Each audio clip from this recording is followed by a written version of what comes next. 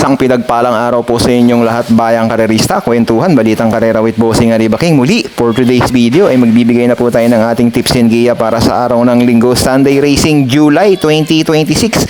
At meron nga po bayang karerista, siyam na karera ang naihanda ng Metro Manila Turf Club at magaganda po ang karera. At gaganapin nga po ngayon bayang karerista ang first leg ng Prince Cup na mayroon po 2 milyon na first prize at ang 4-year-old horses imported.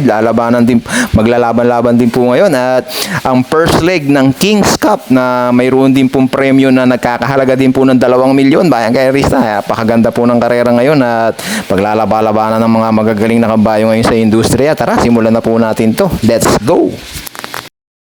At bago nga po pala tayo magsimula, please subscribe, like, and share. At click nyo na din po ang notification bell, bayang karerista, para updated po tayo palagi sa ating mga bagong video. At dito nga po sa race number 1, umpisa agad ng first winner take all. Mahirap ka agad bayang karerista dahil 11 kabayo yung tatakbo at mababang grupo po ito. At nandito po yung malalyamado numero 11 na si Ivan at yung numero 9 na si Hot Legs na naglaban din naman po nung nakaraan to. Maganda kasi ang itinakbo nito si Ivan nung nakaraan, kaya nalalyamado dito yan bayang karerista, pero marami din pong matulin dito. Si Ivan nag-uno 27 nung nakaraan yan bayang karerista. At tingin ko meron pa, hindi lang masyado pang nasagad talaga. Inabot ni Arthur's team. Lead na followed by dito kasi tinitignan-tignan pa nung hinete, yun o. Isa pa. Yun o, tinitignan-tignan pa ni Noel Lunaro. Kanya siguro ayan o. Sabi niya, hindi ko masyadong bibilisan para abutan mo ko. Ayun, nagalit tuloy yung hinete nung Arthur's team. Kaya yun, bayang karerista, inabot tuloy siya. Ganda naging preba nila dito bayang karerista. At kung ikukumpara nyo po sa mga makakalaban ni Ivan ngayon, talagang malalyamado to dahil nagtala nga ito ng 1.27 at ang magiging pagkakaiba nga lang ngayon, tingin ko mas maraming matulid siyang makakalaban ngayon dito sa race 1.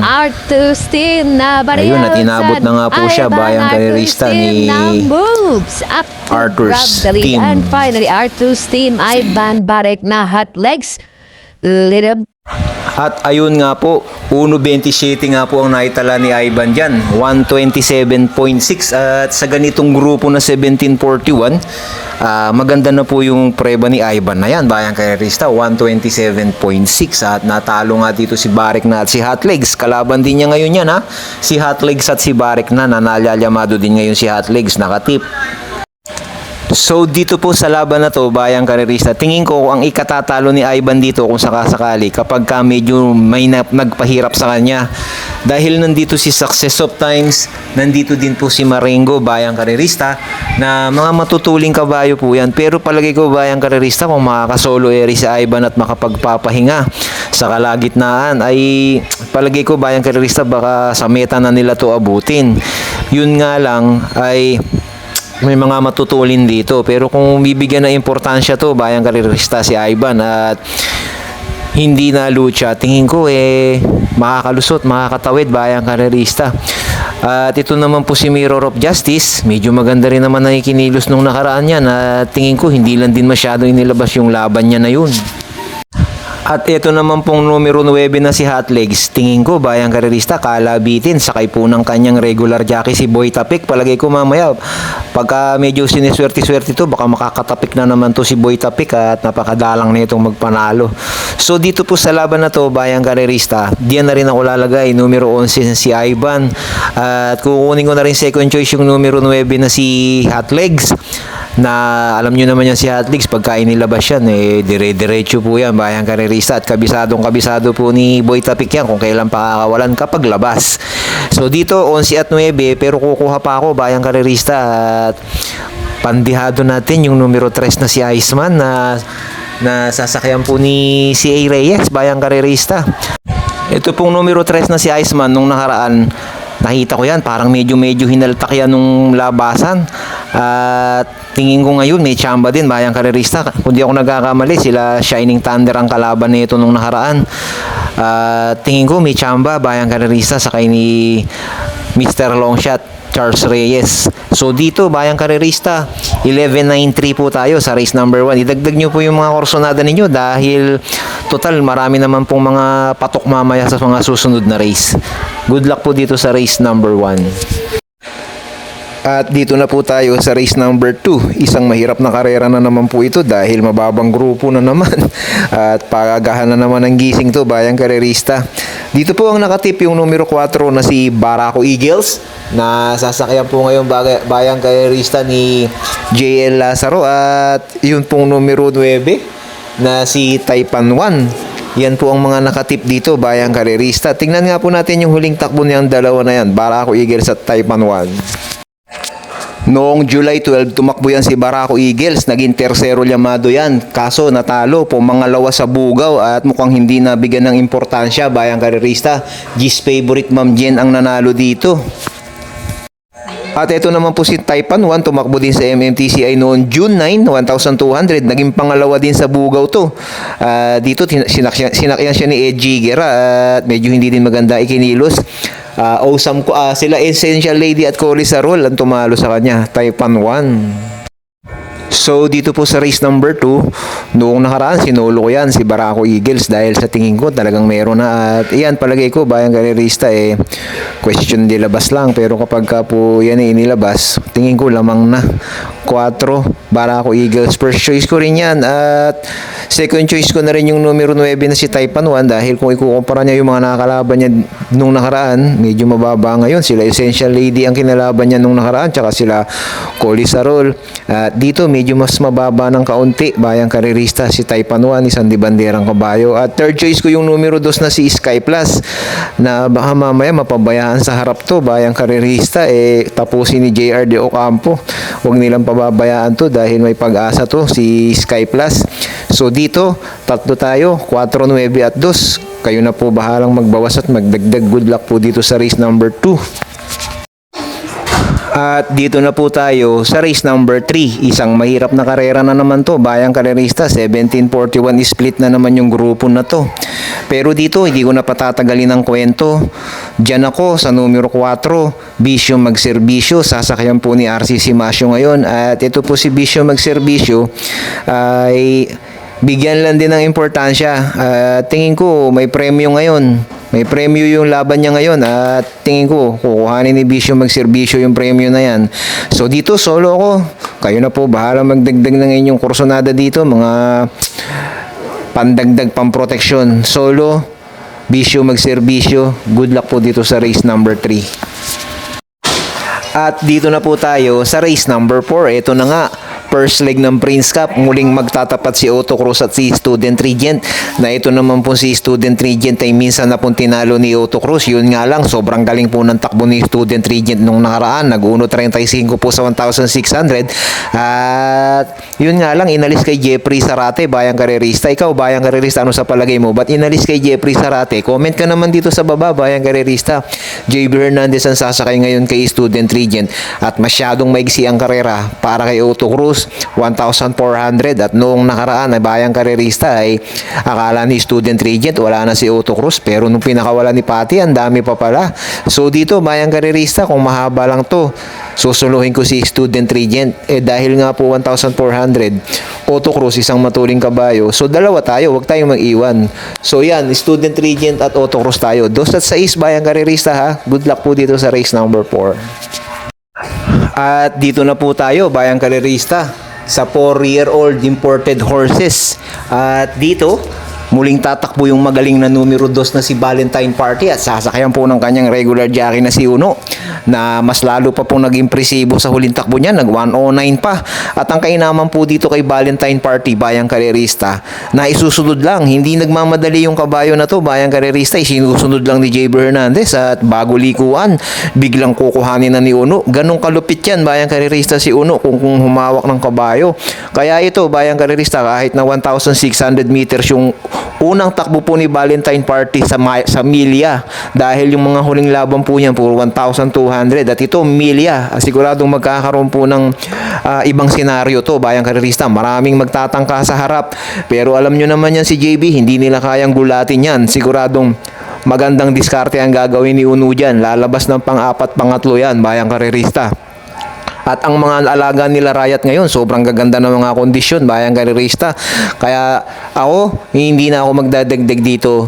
Solo ulit yan, Valentine Party, bayang karerista. So soloin ulit natin yan, JB Hernandez. Tingin ko, kayang-kaya ulit ipanalo ni Uno. Kayo na bahalang kumuha ng pamproteksyon dito, bayang karerista ng mga kursonada nyo. Good luck po dito sa race number 5. At dito na nga po tayo, bayang karerista, sa race number 6. At ito na nga po yung first leg ng King's Cup. At dito na nga po magtatapat-tapat, bayang karerista, yung isa sa mga mabubuting kabayo ngayon sa industriya. At ito naman pong labanan nila Sherbet Fountain every 4 years. At sila Ace of Diamond, Speedrunner, hindi na mga bago. Dati-dati na rin po naglalaban-laban yan. Ang tingin ko lang po na bago nilang talagang makakalaban ngayon, kung di po ako nagkakamali, ito si Pirate. At palagay ko masasalang si Pirate dito, bayang karerista. Ito pong labanan na to, bayang karerista, halos lahat naman po ng mga jockey natin ay mga magagaling naman po yan. Magdidepende na lang po tayo, bayang karerista, sa kondisyon ng kabayo. Dahil mag-uubusan po ng hininga to, bayang karerista, hindi nila pwedeng pabayaan ng isa't isa dahil maigsi. At itong numero 1 na si Speedrunner, medyo aragabyado ng konti dahil maigsi ang karera. At alam nyo naman to, si Speedrunner ay dirimating kabayo to. Noong nakaraan, tinalo ni Speedrunner si Sherbet Fountain at si Every 4 Years. Medyo nagkabakbakan sa harap si Every 4 Years at si Sherbet Fountain doon. At Every 4 years pa nga po ang pumorkas doon at naubos nga po si Sherbet Fountain. At sa pagkakataong ito, nandito si Birchstone at saka si Ace of Diamond na talaga naman, bayang karerista, ito si Ace of Diamond ay napaganda po ng kinikilos ngayon. Nung nakaraan, nilucha po ito, tinangkaluchahin ni Miss Shani Treasure, Miss Shani Storm. Pero wala, pagdating ng likuan ay sumuko silang lahat at si Ace of Diamond pa rin ang nagwagi, bayang karerista. So dito po sa laban na to, bayang karerista, dito ako lalagay kay Ace of Diamond. Yung numero 5. Numero 5, Ace of Diamond, first choice ko. At ang kukuhanin kong second choice dito, yung numero 1 na si Speedrunner. Na kung sakasakaling talagang magkasagaran sa harap, ito ang darating. Possible sa possible, baka makatuka ito kapag talagang nagkaubusan, bayang karerista. So dito, di na ako magmamarami. Total, marami namang magaling dito. Isama nyo yung mga kursonada nyo. 5, Ace of Diamond, first choice. Second choice natin, yung numero 1, Speedrunner. Good luck po dito sa race number 6. At dito na po tayo, bayang karerista, sa race number 7 at 42 to 56 split ito. Class 4, 42 to 56 split, isang mataas na grupo at isang anybody's race to. Si nakatip dito yung numero 11 na si Hid, na hindi masyado nagpakita ng buti nung nakaraan, at si Blue Mind Fury na sasakyan ngayon ni Mark Alvarez. Ito si Blue Mind Fury, laging tersero, kwarto, ganun po palagi ang mga datingan. Yung numero 6 na si Worshipful Master, bayang karerista, sasakyan ni JB Hernandez ngayon. Ito po si Worshipful Master, bayang karerista, 1,400. Tingin ko mahirapan sila dito. Nung nakaraan, medyo napahirapan lang to. Tingin ko hindi lang nabigyan ng importansya nung nakaraan at napahirapan nga po ni Armani Moves, bayang karerista. Kaya ngayon, tingin ko, bayang karerista, baka mahirapan sila dito kay Worshipful Master. And they're up. It's a scramble for run position, rising up. Worshipful Master is Worshipful Master Catania, rushing up. Nobody outside is our money moves. And as they settle now, our money moves. Worshipful Master, then two lengths, but about Maurice Catania. And angelic boom, but it's still our money moves. And Worshipful Master fighting it out for the leader. Two lengths, but about Maurice Catania as they raise the last 600. Our money moves. Already outside, Dan Pani inside is Worshipful Master. Here comes Catania, then followed by angelic boom. And past the last 400 is still Worshipful Master. Our money moves. And moving out happy angelic boom katanya. The key is singing on your way, and final turn now. That key is the face, is the kiss, worshipful master, angelic boomer, and nearing the finish line, it is still the kiss, and rushing up, we hear you, and finally, we hear you, the kiss, angelic boom flow. At yun nga po yung huling takbo ni Worshipful Master noong July 12 sa MMTCI din, na nagkalutsahan nga sila ni Armani Moves. At iyan po si Worshipful Master, nagtala ng 1.25 pang-apat. At iyan naman pong nanalo na si We Hear You at si Angelic Boom. Tupas yan, bayang karerista. At ito naman po si Worshipful Master, tupas din po yan. Kaya hindi naman rin nalayo yan, bayang karerista, dyan sa laban na yan. Si Hid nag-barrier trial noong June 24. Nagtala ng 1.14, tinalo si Blue Empress niyan dito di sa MMTCI. At noong July 12, tumakbo sa unang pagkakataon si Hid at couple entry po niya yung si Baobab. Numero 1 sila noon at couple entry nga, sinakyan ni JT Pabilik. Naging segundal yamado sila dito kay Ace of Diamond at sumigunda nga po dito yung couple entry niya na si Baobab na siyang labas. At ito naman po si Hid ay naging pangatlo sa bugaw at si tingin ko hindi pa po nagpakita ng buti bayang karerista. Itong si Hid at tumakbo nga po sa Vicious. Nakapagtataka lang tumakbo sa Vicious, pero kung napanood nyo po yung laban na yun, lumabas naman po ng maganda yan bayang karerista. Tinignan ko po hindi naman dumambat, di naman din naiwan, pero nag-Vicious trial. So dito po sa laban na to, bayang karerista, nakita nyo si Katanya kanina, ang tagal sumunod kay Armani Moves at Worshipful Master, no? Nandito din ngayon yan, numero 2 Katanya. At ito naman po sa kay ni Mark Alvarez, numero 7 na si Blue Mind Fury, mabuting kabayo din. Pero palagay ko kapag ay inilabas yung Worshipful Master at si Hid, palagay ko ito na din. So dito first choice ko yan, yung numero 6 na si Worshipful Master, na sa tingin ko kapag ka nadiskartehan ni Uno, baka wala na tong papormahin. At kukunin ko second choice, itong numero 11 nga po na si Hid, na nagpalit ng hinete, JL Lazaro ngayon. At tingin ko dito kay Hid, mabuting kabayo. Tingin ko hindi pa lang inilabas nung nakaraan to, napakalaking kabayo nito, bayang karerista si Hid. So dito dalawa lang ako sa 1 at 11. Kayo na po bahalang magdagdag bawas dyan. Good luck po dito sa race number 7. At dito na po tayo bayang karerista sa race number 8 na 1,600 meters ang paglalabanan dito at natutuog po sa tip yung couple entry Crusading at si Top Customer na mukhang lamang na lamang naman po talaga. At ito si Top Customer, alam nyo naman kalamorally lumalaban yan. At ito naman po si Crusading, galing po sa mga sunod-sunod na panalo ngayon at napakaganda rin po ng kondisyon yan. 1,600 pa po yung distansya at yan po yung distansya ni Crusading at Top Customer. First choice ko na rin po yung numero 1, Top Customer at Crusading, at kukuha lang po ako ng pamproteksyon kung sakasakali po na hindi maganda takbuhin ni Crusading at Top Customer yung numero 5 na si Del Campo. Naging tersero po yan kay Ace of Diamond at Baobab noong nakaraan nga pong laban nila bayang karerista at nagtala po ng 1.38 yan, sinakyan ni JB Hernandez. At ngayon po sasakyan po ni Calvin Malapira. Del Campo, isang diremating kabayo. Tingin ko yan po yung pwedeng dumating kung sakasakali po na alam nyo na. So dito 1 at 5, kayo na po bahalang magdagdag bawas ng inyong mga kursonada dito sa race number 8. Milya po ito ang karera na to. Good luck po dito sa race number 8.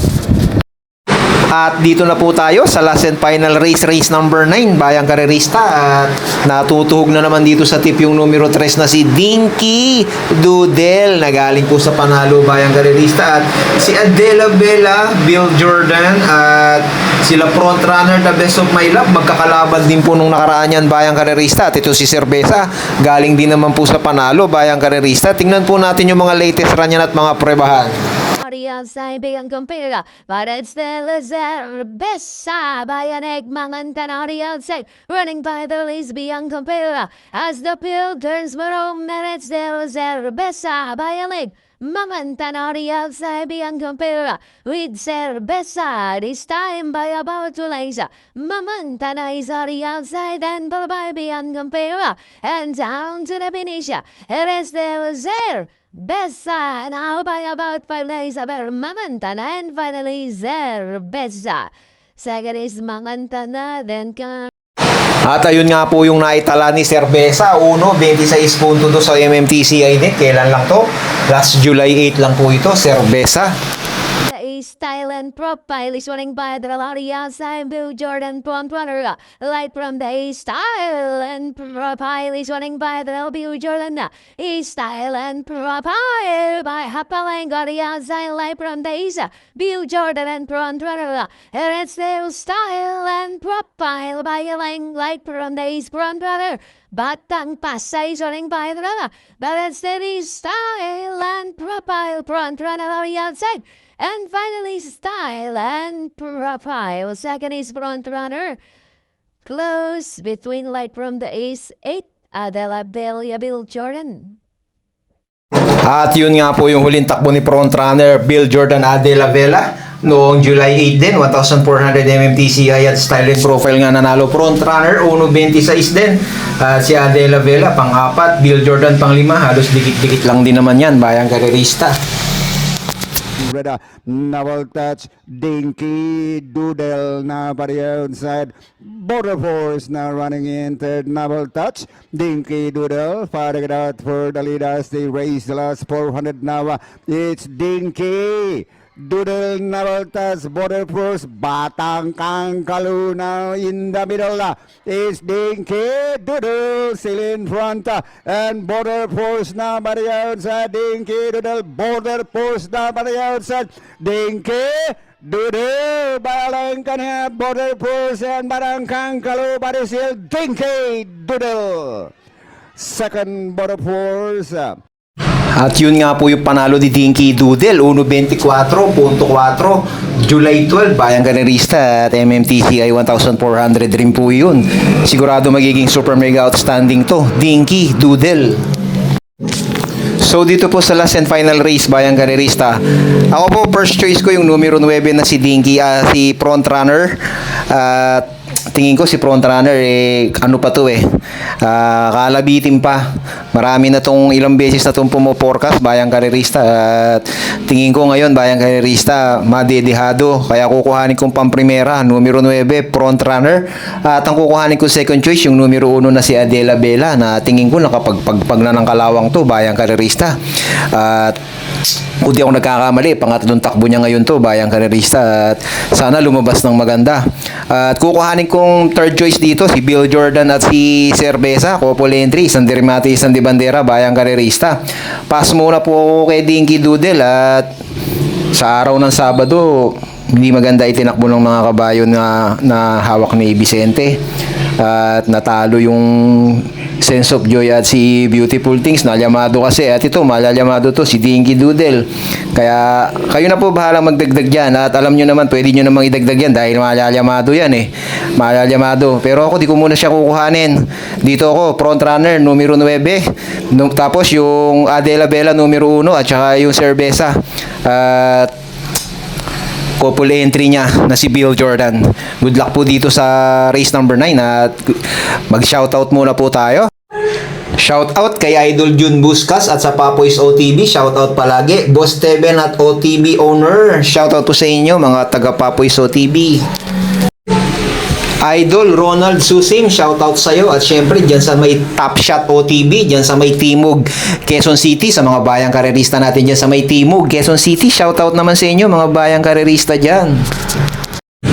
At kay Idol Alvin Buason, Idol Alvin Bauson ng Las Piñas, shoutout sa'yo, Idol. At sa mga bayang karerista natin sa Las Piñas, shoutout sa inyo dyan. Shout out din po kay Idol John Gonzalo at sa Delfan OTV Santa Ana, Manila. Shout out kay Mang Mel, Michael, Bukol, pati ka Batang Delfan, mga barangay Kasilawan, Makati, barangay 882 Manila. Shout out po sa inyong lahat dyan. At kay Idol Del Monte Javier, shoutout sa iyo, Idol. At sa JROTV sa Oriqueta, sa May Recto, shoutout kay Jerome at Junjun Aguilar. Sa mga bayang karerista natin dyan sa Oriqueta OTV, JROTV, shoutout naman sa inyo dyan from Bossing Arriba King. At please subscribe, like, and share po tayo dyan, mga bayang karerista. At syempre, di natin pwedeng kalimutan kay Ronald Alano, shoutout sa iyo, Idol. At sa mga tropa sa Ampere Street, Barangay Palanan, kina paring Ernie Ewoks, Alan at Trepax, mga batang karerista natin dyan. Shoutout sa inyong lahat, mga bayang karerista natin dyan, bayang karerista. At alam nyo na, sa huli, kayo pa rin palagi ang masusunod at hinay-hinay lang po tayo sa pagtaya at good vibes lang tayo palagi, bayang karerista. Huwag nyo pong kakalimutan yung mga kursonada nyong dihado at para hindi po tayo nagsisisi. Maraming salamat po.